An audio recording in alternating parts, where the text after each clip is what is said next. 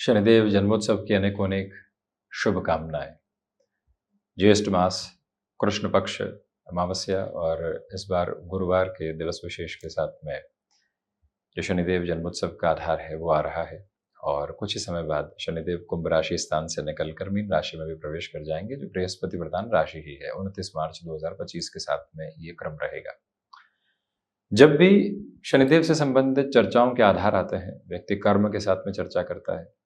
व्यक्ति अपने भीतर के अध्यात्म के साथ में चर्चा करता है, नैतिकता की ओर वो कैसे बढ़ रहा है इस बारे में चर्चा करता है। भीतर जो शत्रु आलस्य और संशय के रूप में भयाक्रांत करने वाला होता है व्यक्ति को, उसके बारे में चर्चा करता है। तो वही महत्वपूर्ण चर्चा ढैया और साढ़े साती के साथ में रहती है। शनिदेव की महादशा, अंतरदशा और प्रत्यंतर दशा के साथ में रहती है। उस सिरे के साथ में ये बात बारंबार स्पष्ट होती चली जाती है कि व्यक्ति विशेष के साथ में जुड़ी हुई नवग्रही व्यवस्था के क्रम में शनिदेव का प्रधानक आधार महत्वपूर्ण है, जो सूर्य पुत्र है, और साथ ही साथ में व्यक्ति विशेष के जीवन में भौतिकता से आध्यात्मिकता की राह को प्रशस्त करने वाली प्रमुख ग्रहीय व्यवस्था है।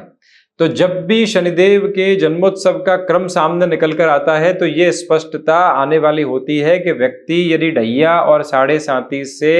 अभी अपने समय को लेकर चल रहा है। कई बार कहा जाता है कि शनिदेव की साढ़े साती और ढैया के साथ में चलता हुआ व्यक्ति निरंतर संघर्ष कर रहा है, परंतु इस चरणबद्ध सिरे में संघर्ष भी हर्ष को उत्पन्न करने वाली स्थितियां रख सकता है यदि व्यक्ति हनुमंत उपासना के साथ में लगातार जुड़ता चला जाए। यदि व्यक्ति विशेष इस समय अंतराल के क्रम के साथ में चलता हुआ स्वयं के भीतर की स्थिरगामिता के बोध को देखते हुए, स्वयं की समझ को विकसित करते हुए सतत कर्मशीलता की गतिशीलता को लेकर चलता है,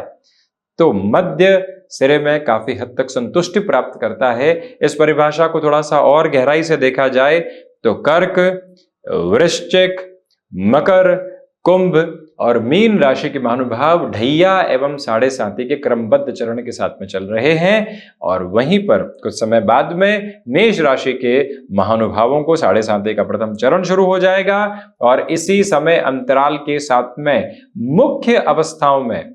ये जो समय है मकर राशि के महानुभावों को साढ़े साती के चरणबद्ध क्रम से मुक्त भी करता चला जाएगा। तो ऐसे अवस्था प्रतिबिंब के साथ में चलता हुआ व्यक्ति विशेष बारंबार स्वयं को यही याद दिलाने वाला रहे कि जब वो दशरथ कृत शनि स्तोत्रम के साथ में इस दिवस में जुड़ता है तो वहीं पर हनुमंत उपासना के क्रम में जब व्यक्ति हनुमान चालीसा, साथ ही साथ में सुंदरकांड के पाठ के साथ में जुड़ता है और वहीं वृद्ध जनों की सेवा भाव के साथ में इस दिवस में जुड़ने वाला होता है, तो वो शनिदेव के इस जन्मोत्सव दिवस के साथ में स्वयं के लिए संतुष्टि की एक अलग आभा को भी निहितार्थ करता चला जाता है, जहां से जीवन यात्रा उसको दुविधाओं के क्रम से हटाने वाली होती है। साढ़े साती आई है,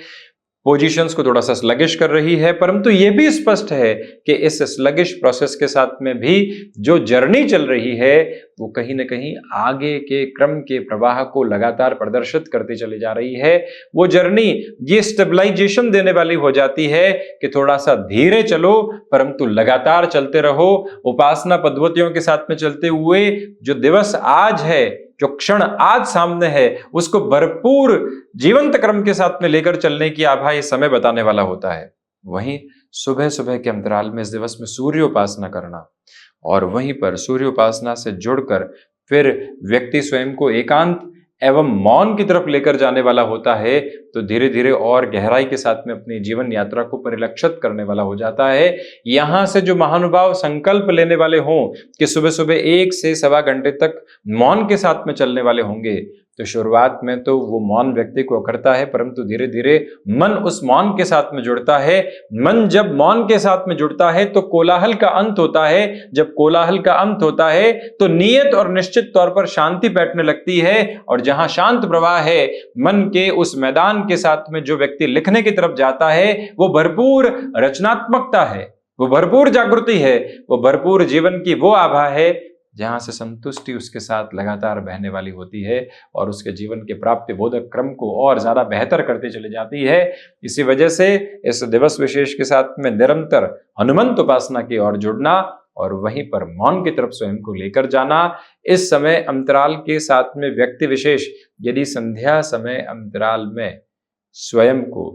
उपासना पद्धतियों के साथ में शनिदेव गायत्री के पाठ की ओर लेकर जाता है, तब भी अद्भुत स्तर के साथ में स्वयं के लिए निर्बाध गतिशीलता को देखने वाला हो जाता है। तो पुनश्च है इस पावन दिवस की अनेकों अनेक शुभकामनाएं एवं आभार।